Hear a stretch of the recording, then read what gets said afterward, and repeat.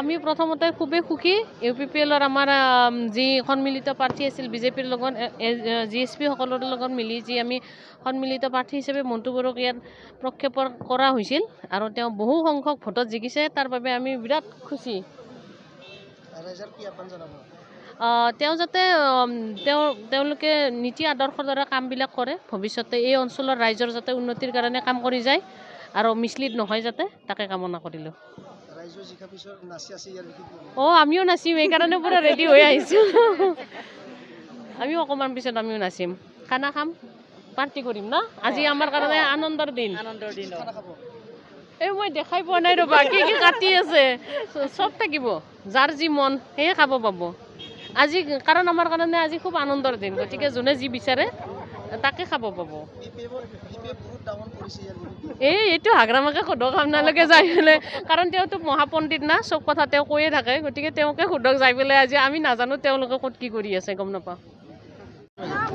जोबोद गोजोननाय मोनदों आङो गिबियावनो कक्लाबारि ओनसोलनि गासैबो रायजो राजा बिथांमोननिसिम आं साबायखर बावहरदों बिथांमोना गोबां भट होनानै मन्टु बर' बिथांखौ देरहाहोदों लोगोसे मानगोनां प्रमद बर' सार बिथां डक्टर हेमन्त बिश्व शर्मा सार बिथांमोनखौबो आं साबायखर बावहरदों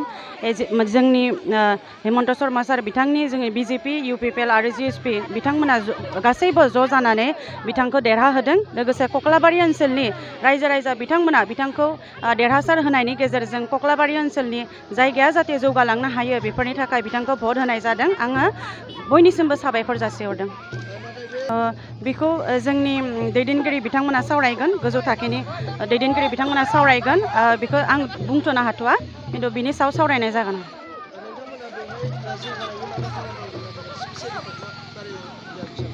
बेवहाय जोङो कक्लाबारि ओनसोलाव इडुकेसनखौ बांसिन गुरुत्व होनाय जादों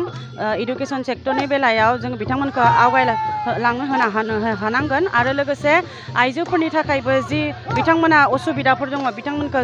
माने हेल्प खालामनायनि गेजेरजों कक्लाबारि ओनसोलनि जि समस्याफोर दङ बेखौ जोङो 50% बाबो आगोलाव खालामग्रोनानै लासै लासैनो जोङो 100% खालामलांगोन होननानै आसा दं बिराद खुसि जादों जोबोद गोजोननाय मोनदों मानो होनोब्ला बिथांमोना मोजां थासारिखौ लुबैदों आरो बिनि गेजेरजोंनो बिथांमोना जाय बिथांखौ भट होनानै देरहासार खालामदों आरो बे बिथाङानो देरहानायनि गेजेरजों बिथांमोना खुसि जादों रंजादों आं बिनि थाखायनो खुसि जादों आरो